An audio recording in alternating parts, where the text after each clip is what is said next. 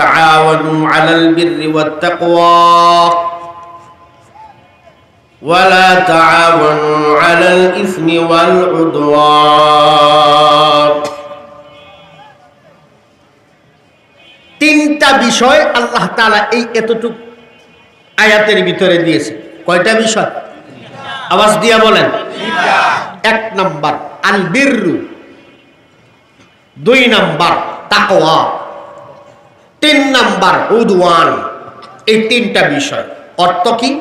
আল বিররুর অর্থ হচ্ছে ভালো, শুধু এতটুকু ধরেন, আরো অনেক অর্থ আছে, তবে একটা ভালো। দুই নাম্বার তাকওয়া, সততা। তিন নাম্বার উদওয়ান, দুশ্মনী, একে অপরের সহিত শত্রুতা। এই তিনটা বিষয় আল্লাহ তাআলা এই এতটুক অংশের ভিতরে মানুষকে বলেছেন। প্রথম দিকে কথাটুকু আল্লাহ তাআলা বলেন ওয়া তাআওয়ানু, তোমরা একে অপরে সহযোগিতা করো। তাআওয়ানুর অর্থ হলো দুইটা, একটা অর্থে হলো সহযোগিতা করা, আর একটা অর্থ হলো প্রতিযোগিতা করা।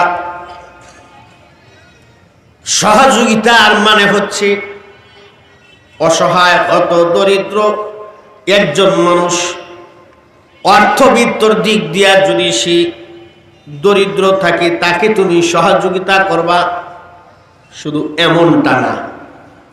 একজন মানুষ সে অর্থবিত্তর দিক দিয়া দুর্বল, তাকে সহযোগিতা করবা, এমনটা নয়। মূলত অর্থ হচ্ছে এমন এমন জায়গার ভিতরে তুমি বান্দা যায় সহযোগিতার হাত বাড়াও, যে মানুষগুলা ইমানের দিকে আসতে মনে চায় না, যে মানুষগুলা ইমানের দিকে অগ্রসর হয় না, তাআওয়ানু আলাল ঈমান, ওই মানুষগুলাকে ইমানের প্রতি তুমি সহযোগিতা করো। তার মানে তুমি ঈমানওয়ালা, তোমার পাশে যে মানুষগুলা ঈমানের শক্তিতে কমতি আছে, তাদের ঈমানের বল বাড়ানোর জন্য তাদের ভিতরে তুমি সহযোগিতা করো। আল্লাহু আকবার।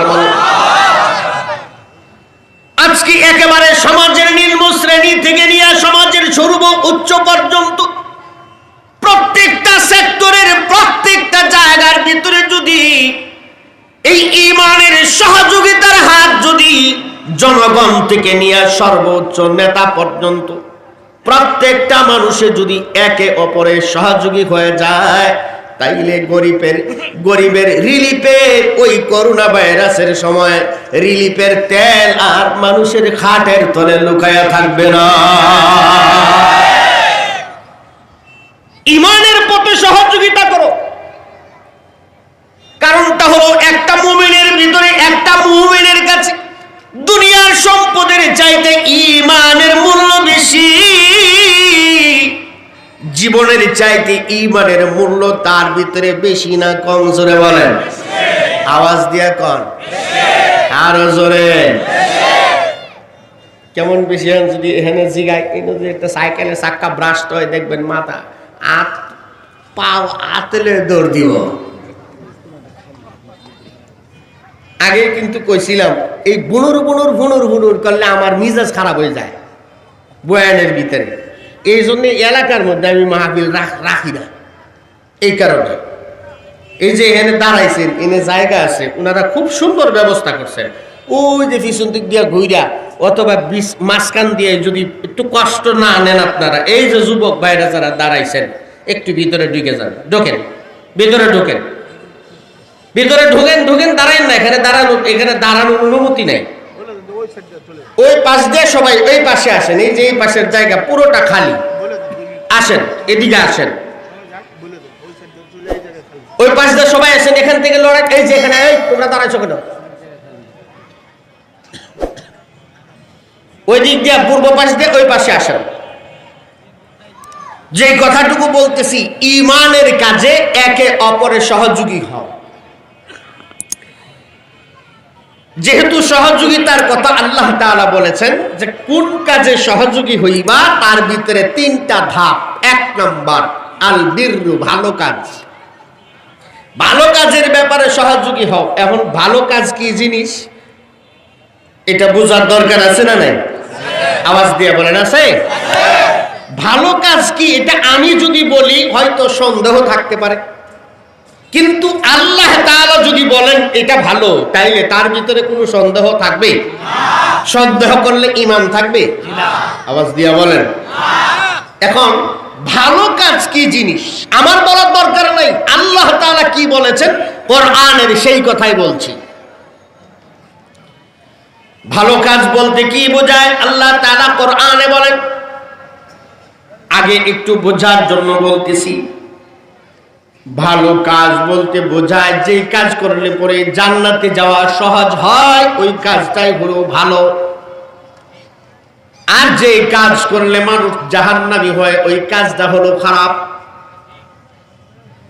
আল্লাহ তাআলা কোরআনে বলেন, ইন্নাল আবরার লাফি নাঈম ওয়া ইন্নাল ফুজ্জার লাফি জাহিম। আল্লাহ তাআলা বলেন যারা ভালো কাজ করবে তারা জান্নাতি, আর যারা খারাপ কাজ করবে তারা জাহান্নামী। এখন ভালো কাজ কি জিনিস আল্লাহ তাআলা সূরাতুল বাইয়িনার ভিতরে বলেন, ছোট্ট কথা, ইন্নাল্লাযীনা আমানু ওয়া আমিলুস সালিহাত উলাইকা হুম খায়রুল বারিয়া জাযাউহুম ইনদা রাব্বিহিম জান্নাতু আদনিন তাজরি মিন তাহতিহাল আনহার খালিদিনা ফিহা আবাদা। আল্লাহ তাআলা বলেন এই দুনিয়াতে ভালো কাজ হলো দুইটা। কয়টা কাজ ভালো? আওয়াজ দিয়ে কোন? এক নাম্বার কাজ ঈমান। এক নম্বর কাজ কি? আওয়াজ দিয়ে কোন? দুই নম্বর কাজ ওয়া আমিলুস সালিহাত। দুই নম্বর কাজ হলো নেক আমল। আল্লাহ তাআলা ভালো কাজ বলতে বুঝাইছেন এক নাম্বার ঈমান, দুই নাম্বার হলো নেক আমল। ওয়া আমিলুস সালিহাত ঈমানের কাজ আর হলো নেক আমল, এই দুইটা জিনিস ভালো। এই দুইটা কাজ যদি তুমি বান্দার ভিতরে যদি পাওয়া যায়, আল্লাহ তাআলা তুমি বান্দার জন্য বলেন উলাইকা হুম খায়রুল বারিয়া। তুমি বান্দা আসমানের নিচে জমিনের উপরে সমস্ত মাখলুকাতের চাইতে দামি। আল্লাহু আকবার বলেন। এই দুইটা কাজ যদি কোনো প্রাণীর ভিতরেও পাওয়া যায় তবুও সে আল্লাহর কাছে দামি। আল্লাহু আকবার বলেন। মানুষ না শুধুমাত্র যদি একটা প্রাণীর ভিতরেও পাওয়া যায় তবুও সে আল্লাহর কাছে দামি হয়ে যায়। তার জ্বলন্ত প্রমাণ সূরাতুল কাহফের ভিতরে আল্লাহ তাআলা আসহাবে কাহফের একটা সদস্য, তার নাম হলো কিতমির, একটা কুকুরের নাম। ঠিক না? ঠিক আওয়াজ দিয়া বলে। সে মানুষ না, একটা পশু, নিকৃষ্টতম পশু। সেই পশুটার ভিতরে ঈমানের কাজে সহযোগিতা হওয়ার জন্য, সহযোগী এই আমলটুকু পাওয়ার কারণে আল্লাহ তাআলা এই কুকুরটাকেও আসহাবে কাহফের সদস্য হিসাবে শামিল করে দিয়েছেন। আল্লাহু আকবার বলেন। সেই দৃষ্টিকোণ থেকে এখন যেই লোকগুলা কোরআনের বিরুদ্ধাচরণ করে, এই লোকগুলা কি এই কুকুরের চাইতে ভালো না খারাপ? আমি বলছি না, আল্লাহ বলছেন। তো কইলেন যে হুজুরে কয়টা, আমি কই নাই, আল্লাহ বলেছেন। কারণ এই কথা যেমন আমি কথা বলছি, মাইকে আওয়াজ যাচ্ছে, আমি কোরআনের আয়াত বলতেছি, আপনারা শুনছেন, মানে আমিও একটা মাইক। ঠিক না বেঠিক? যেমন আমি কথা বলছি, মাইকের কোনো অপরাধ নেই, আমি যা বলবো তাই। ঠিক তেমনি আল্লাহ কোরআনে যা বলেছেন আমিও তা বলেছি, সেখানে কোনো আলেমের কোনো অপরাধ নাই। এটাই কথা। এখন আপনি বুঝেন কারা কোরআনের বিরুদ্ধাচরণকারী, কারা কোরআনের বিরুদ্ধাচরণকারী না আপনি নিজে বুঝে নেন। ছোট্ট কথা আরেকটু বোঝার জন্য বলি, কোরআনের বিরুদ্ধাচরণকারী কারা, ছোট্ট একটা কথা বললে ভালো করে বুঝবেন। আল্লাহ তাআলা হেরা গুহার ভিতরে আল্লাহর রাসূলকে সর্বপ্রথম নবুয়তি দিয়েছিলেন, কোরআন অবতীর্ণ করেছিলেন। জিবরিল আলাইহিস সালাম আল্লাহর রাসূলের কাছে আসছেন, আসার পরে বললেন ইকরা, নবী হে আপনি পড়েন। সরকারে দো আলম নবী বলেন আনা লা বিকারি, আমি পড়তে জানি না।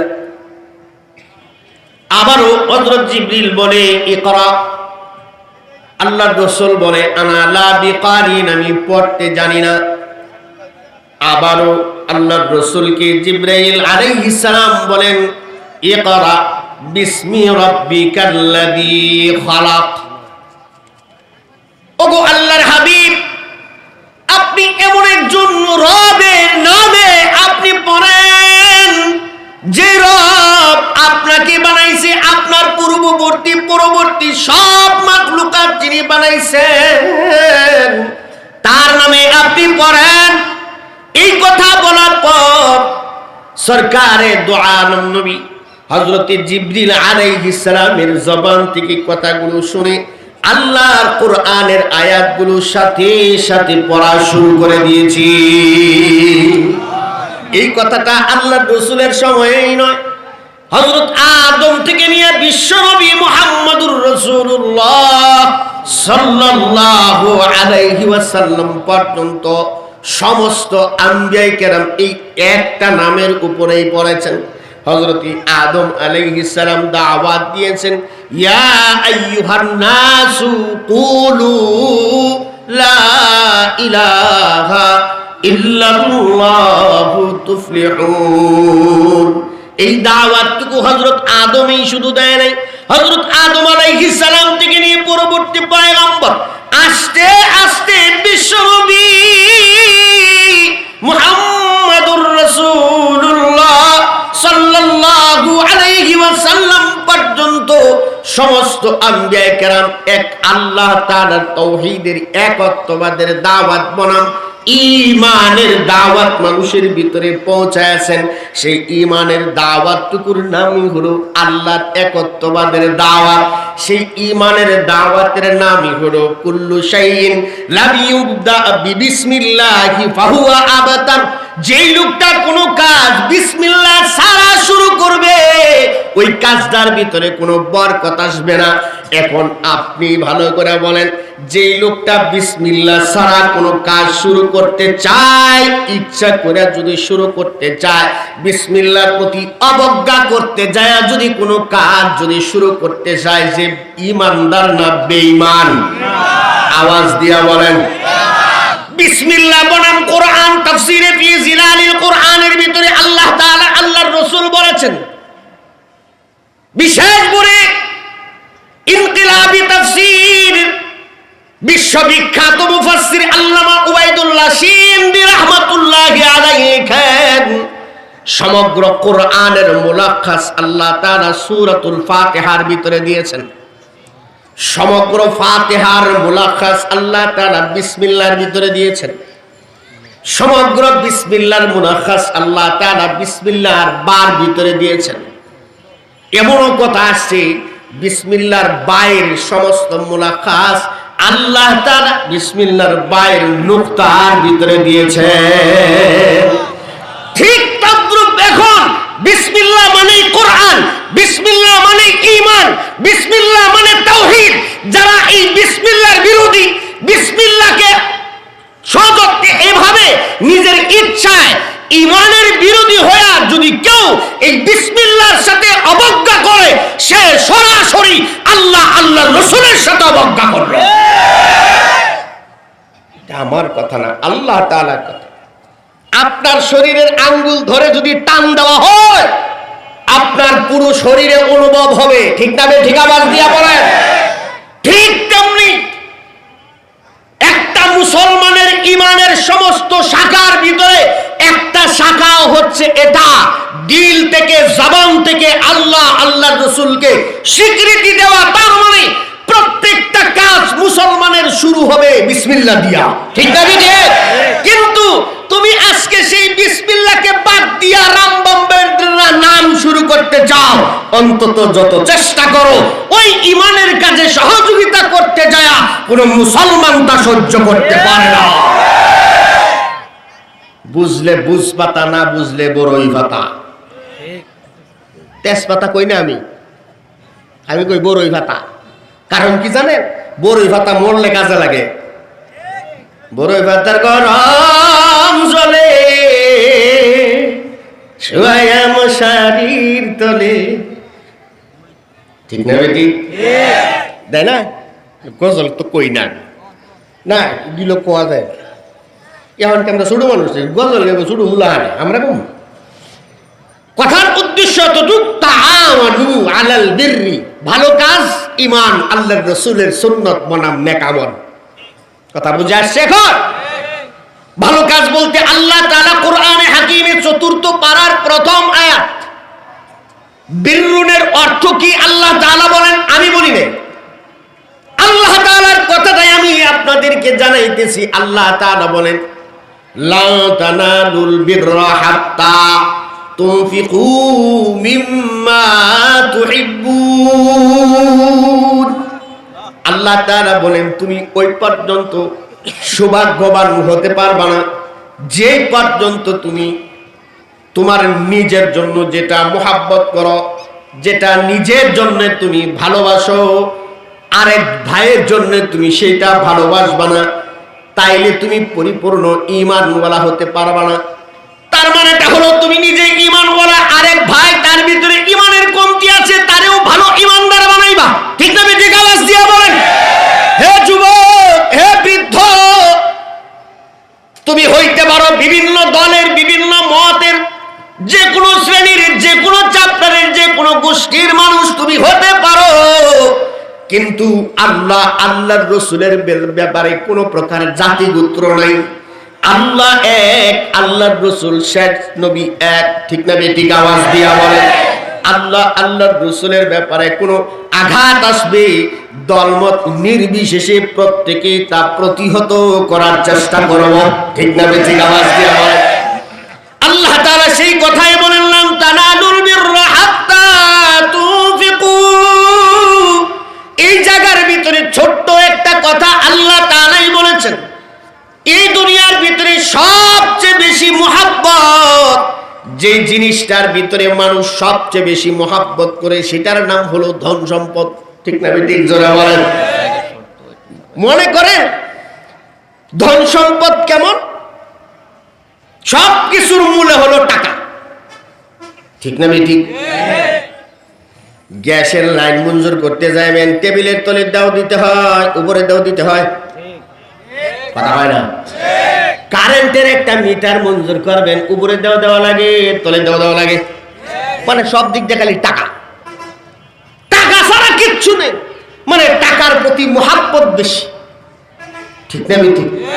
তো আল্লাহ তাআলা এই জিনিসের কথাই বলছেন, অর্থাৎ দুনিয়ার ভিতরে মানুষ, এই দুনিয়ার মানুষগুলোই দুনিয়ার প্রতি মুহাব্বত থাকে বেশি। সুতরাং যেই লোকটা তার জীবনে ঈমানদারের খাতিরে, ঈমানের সহযোগিতার অবস্থায় যেই লোকটা এই দুনিয়ার সম্পদের প্রতি মুহাব্বত ছাড়তে পারে, সেই ভালো মানুষ। সুবহানাল্লাহ বলেন। আল্লাহ তাআলা এই কথাটা একটা চ্যাপ্টারে ভালো বলেছেন। আমি শুধু বিররুনের কথা বলছি, ভালো কাজ কেমন ভালো, অর্থাৎ দুনিয়ার চাইতে, দুনিয়ার মুহাব্বতের চাইতে আল্লাহর মুহাব্বত আপনার আমার ভিতরে বেশি না কম? আওয়াজ দেয়া কয় না, জোরে বলে, ছোট্ট করে বলে শেষ করে দিচ্ছি। কেমন, কি কারণে আল্লাহ তাআলা সেই কথা বলেছেন? আল্লাহ রাসূল সাল্লাল্লাহু আলাইহি ওয়াসাল্লাম, হয়তো শুনে থাকবেন সবাই, মানাকিবে উসমান ইবনে আফফান রাদিয়াল্লাহু তাআলা আনহু, আল ইসাবাতু ফি তামিজিস সাহাবা নামক কিতাবের ভিতরে হযরত উসমান ইবনে আফফান রাদিয়াল্লাহু তাআলা আনহুর মানাকিব বর্ণনা করতে গিয়ে মুসান্নিফ রাহমাতুল্লাহ আলাইহি লিখেছেন, আল্লাহ রাসূল সাল্লাল্লাহু আলাইহি সাল্লামের কাছে দরিদ্র সাহাবী আসছে, ভিক্ষুক, এসে বলতেছে, ইয়া রাসূলুল্লাহ, 3 দিন পর্যন্ত পেটে কোনো খাবার নেই।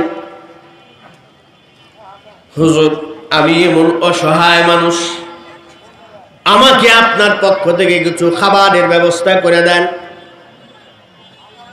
হুজুর, আজও পর্যন্ত আপনার কাছ থেকে কোনোদিন খালি হাতে ফিরে যাই নাই।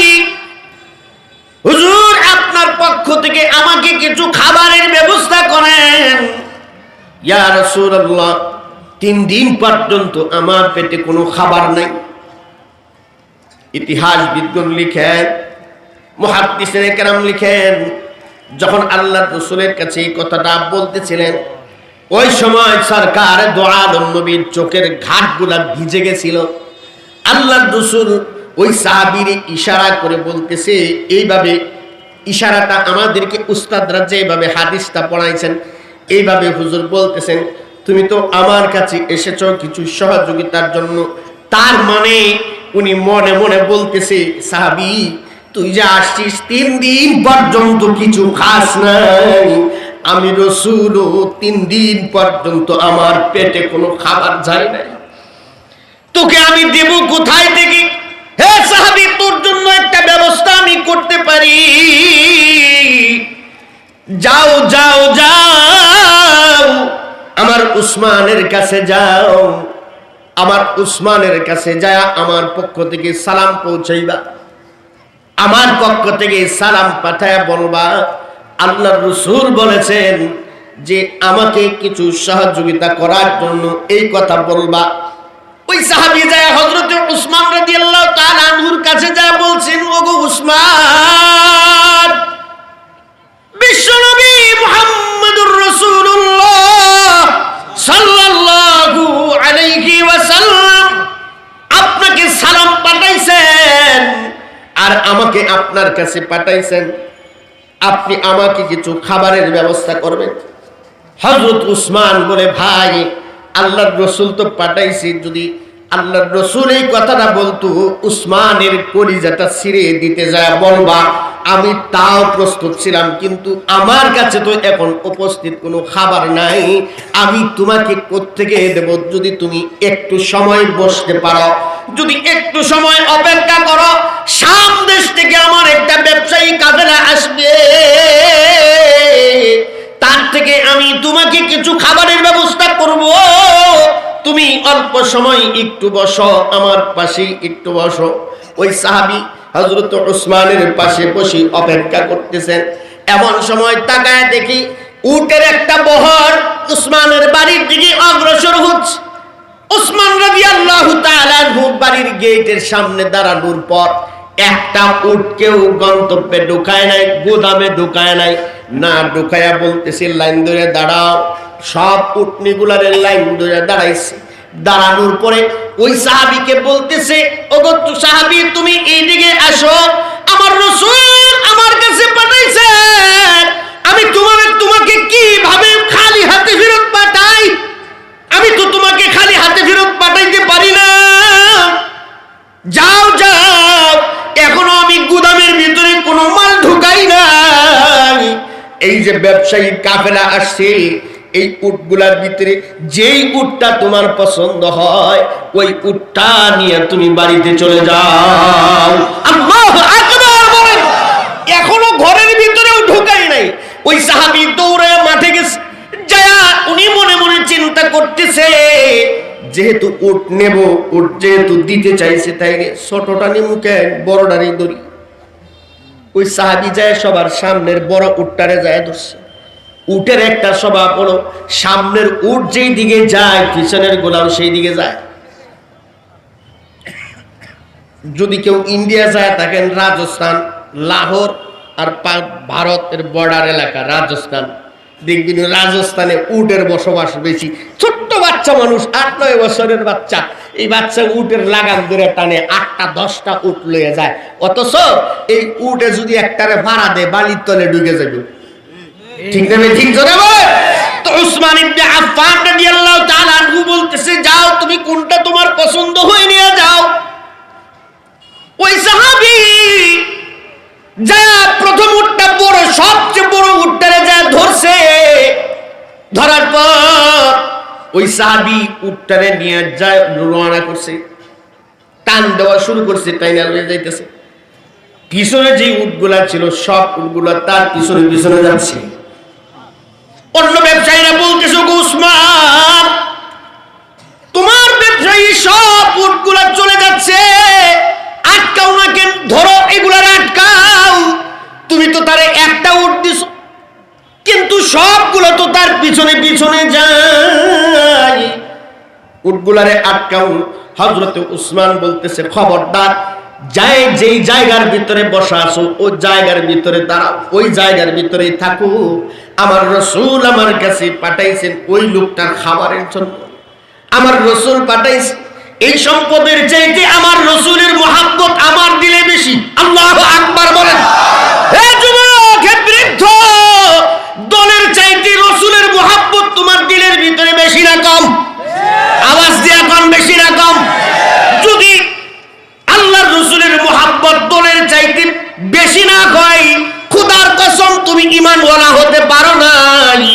যতই তুমি টুপি দাড়ি লাগাও, যতই তুমি লম্বা টুপি, 3 তালা টুপি, 4 তালা টুপি, গোল টুপি, লম্বা টুপি, ভিজা টুপি, সেপটা টুপি, খাড়া টুপি, যত টুপি লাগাও কোনো লাভ নাই যদি দলের চাইতেও বেশি মহব্বত আল্লাহর রাসূলের তোমার ভিতরে না থাকে। ঠিক না বেঠিক? আওয়াজ দিয়ে বলে। হযরত উসমান বলতেছে, গো সাহাবী, কেউ যাইবা না, কেউ আটকাইবা না, আমি দিচ্ছি, আমি অনুমতি দিলাম। এই উটের পিছনে যেই কয়টা উট যায়, আমি আমার রাসূলের মহব্বতে সব কয়টা উট ওই সাহাবীরে দান করে দিলাম। আল্লাহু আকবার বলেন। আল্লাহু আকবার। কি কারণে বলছি? আল্লাহ তাআলা সেই কথাই বলেন, লা তানালুল বিররা হাত্তা তুনফিকু মিম্মা তুহিব্বুন। ওই পর্যন্ত তুমি ভালো কিছু অর্জন করতে পারবে না যে পর্যন্ত তুমি আল্লাহ তাআলার প্রতি তোমার সবচাইতে মুহাব্বতের জিনিসটা তুমি খরচ করবে না। আল্লাহু আকবার বলেন। কার কথা? জোরে আওয়াজ দিয়া কর। 1 নাম্বার কথা বলেছি, 3টা অপশন আল্লাহ তাআলা এই আয়াতের ভিতরে বলেন, ওয়া তাআওয়ানু আলাল বিররি ওয়াত তাকওয়া ওয়া লা তাআওয়ানু আলাল ইসমি ওয়াল উদওয়ান। সব কয়টা বলি নাই, মাত্র একটার কথা বলেছি। তার মধ্যে ভালো কাজ হলো ঈমান এবং আল্লাহর রাসূলের সুন্নতের প্রতি ভালো কাজ, মানে ঈমান আর নেক আমলের কথায় সহযোগিতা করা। সর্বশ্রেষ্ঠ বিষয় আল্লাহ তাআলা যে কথা মানুষের জন্য বলেছেন, তোমার সবচাইতে মুহাব্বতের জিনিস হলো দুনিয়ার সম্পদ। এই দুনিয়ার সম্পদ যে পর্যন্ত তুমি আল্লাহর রাস্তায় খরচ করতে পারবা না, ওই পর্যন্ত তুমি আল্লাহ তাআলার কাছে ভালো শ্রেষ্ঠ মুমিন তুমি হতে পারবা না। ঠিক না বেঠিক? আওয়াজ দিয়া বলেন। এমন শ্রেষ্ঠ মুমিন কে কে হতে চায়? আল্লাহু আকবার। জোরে আওয়াজ দিয়া বলেন আল্লাহু আকবার। দুটো হাত উঁচা করে রাখেন, জোরে আওয়াজ দিয়া বলেন আল্লাহু আকবার। আপনার সময় অল্প, অতিথিরা আসছে, ইকবাল ভাই আসছে। ইকবাল ভাই তো একটু ভাষণ দিব, দিত না? দিব না, 11টা না, এই প্রধান বক্তা আসছে। আলহামদুলিল্লাহ, বন্ধুবর মুফতি আমজাদ হোসেন আশরাফি ভাই চলে আসছেন। তার আগে আপনাদের সাথে, আপনারা তো প্রথম বসতেই অনেকেই মনে মনে কইছে এই যে হুজুর আজকে পকেট কাটার লাগে বলছে, মানে আমারে হেরা রাখে এটার লাগি এলাকা। তো যাই হোক, এইটার মূল কথা নয়। যে হাদিসটা পড়েছিলাম, হাদিসটার অর্থ বলে আমি শেষ করে দিচ্ছি।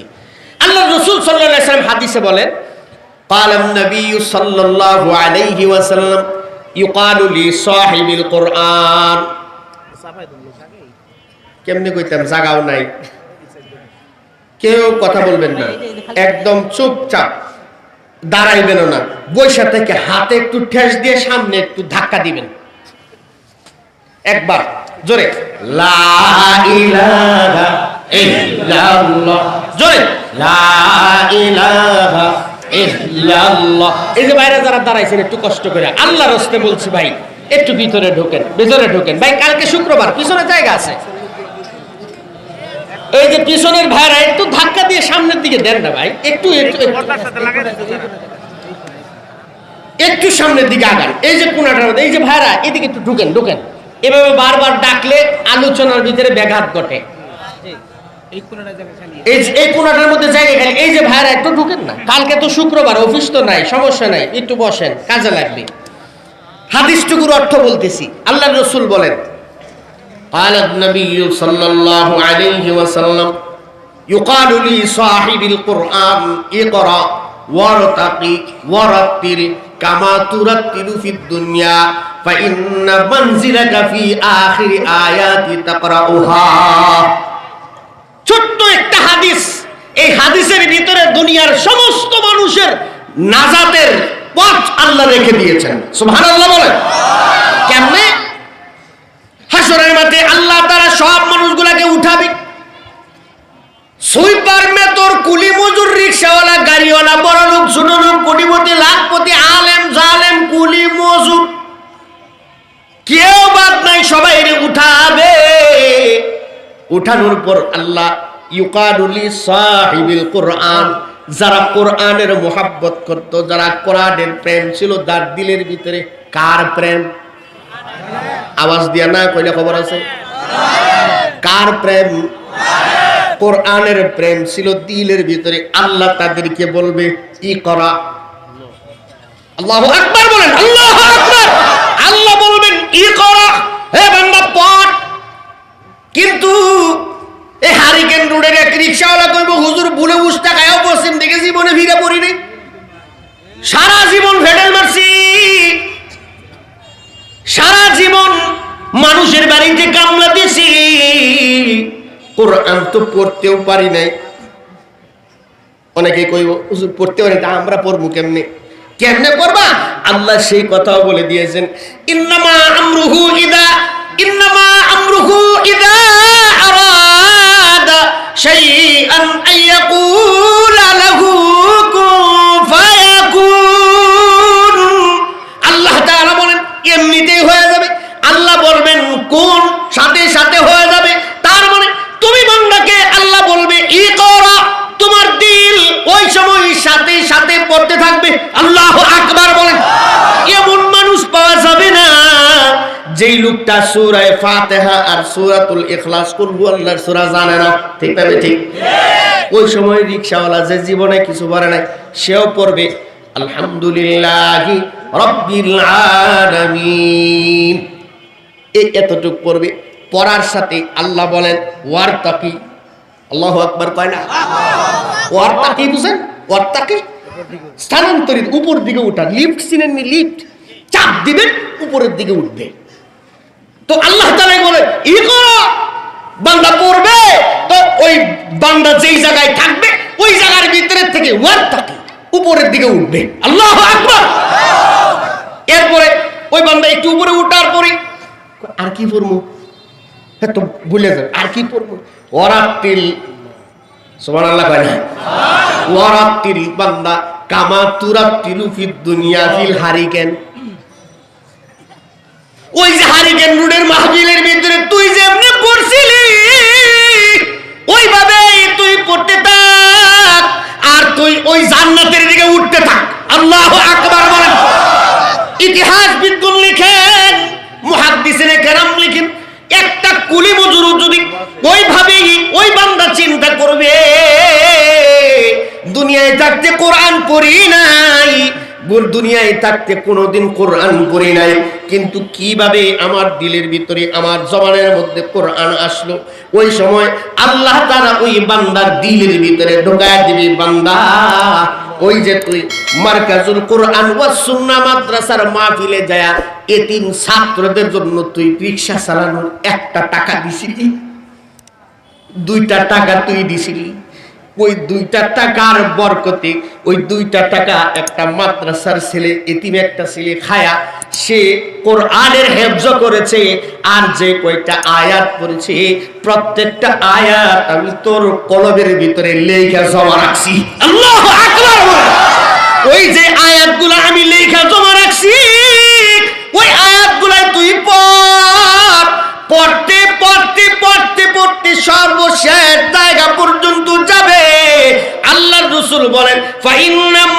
লাআল্লাকা ফি আখিরি আয়াতি তাকরাউহা।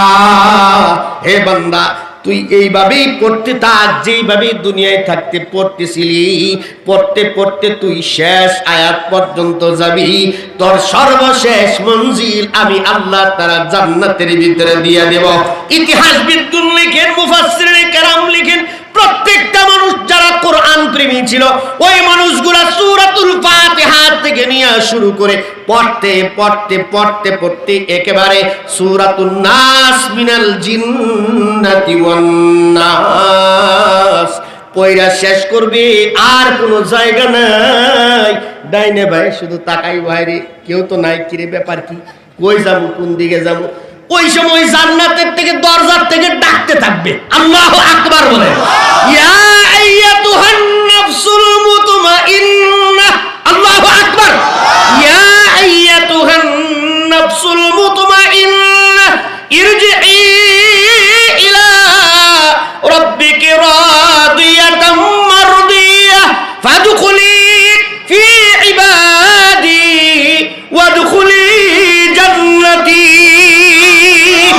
বান্দা আয় আয় আয়, তোর জন্যই আমি জান্নাতের দরওয়াজা খোলা রাইখা অপেক্ষা করছি। আজকে আয়, তুই বান্দার জন্য আমার জান্নাতের দরওয়াজাটা খুলে রাখছি। আল্লাহু আকবার বলেন। শুধু কথা